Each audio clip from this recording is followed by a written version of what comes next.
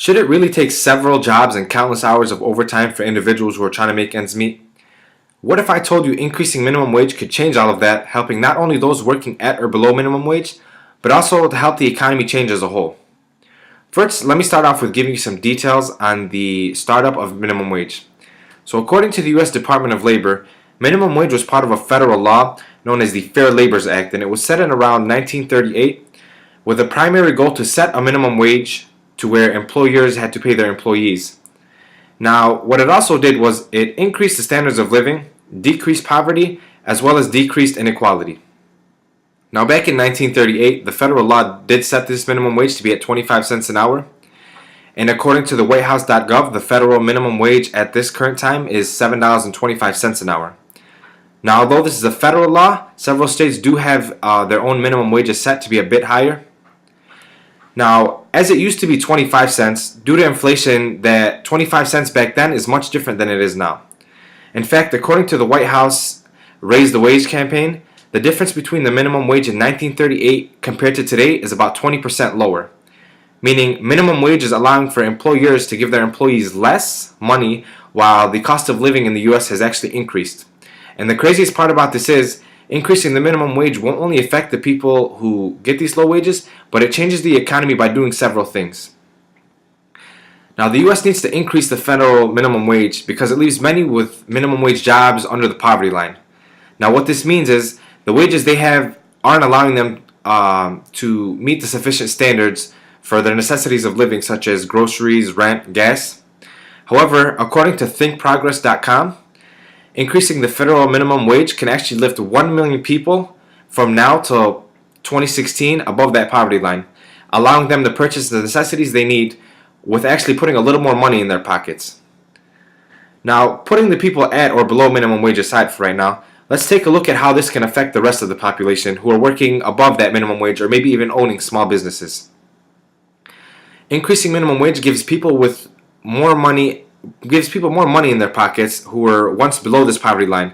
Now, with this more money in their pockets, they're naturally going to spend more. Now, putting these pieces together, by increasing minimum wage, the people below the poverty line can now do more shopping, meaning purchasing power has increased, bringing a bit more revenue into small businesses across the nation. Now, taking a look at minimum wage should be how should it be adjusted is kind of the tricky part. But according to Raise the Minimum Wage campaign, many states have adopted a process known as indexing. Now, what indexing does is it takes a census of the standards of living annually rather than every 5 or 10 years or so. So say the costs of living were to increase this year, so would the minimum wage. Now, these changes might not be too severe. They usually go between 5 to 15 cents annually. But the benefits of this is, rather than having to go through legislature or Congress every 10 years or so to have a giant increase, such as what's going on now from $7.25 to $10.10, it takes a smaller jump annually to adjust to these rates.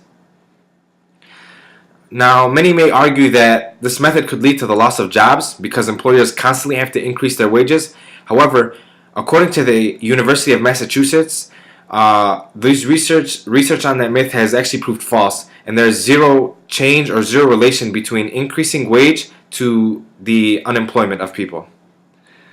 Now, as these words may mean a lot, let's take a look at some of the numbers.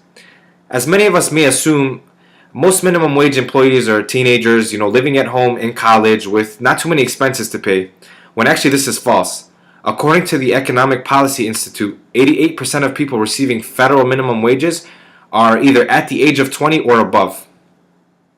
Also, considering mentioned earlier, when wages increase, so does the consumer spending. And it is actually in fact that 70% of the economy is driven by consumer spending, so that an estimated $22 billion in revenue will be produced across the country with this little increase of minimum wage. Now, the question on many of our minds right now may be, what can I do to help? And what can I do to be heard? Well, the actions start off small by pushing towards these little increases in wages locally or at the state level, which in turn does this domino effect, and it will lead to the legislator passing a federal law as a whole. Also, the WhiteHouse.gov started a campaign to push for the increase of federal minimum wage laws by asking people to post their stories and their struggles financially, claiming that every voice can be heard. This is also a topic endorsed by the current President Obama. So this is a topic that's really being debated right now in legislature. Now that it is clearly crucial that the federal minimum wage may be changed for countless benefits to not only the individuals receiving a minimum wage, but also to the business owners who can profit from this increased consumer spending. In turn, this all stabilizes the economy. So all in all, there really is no negatives to this.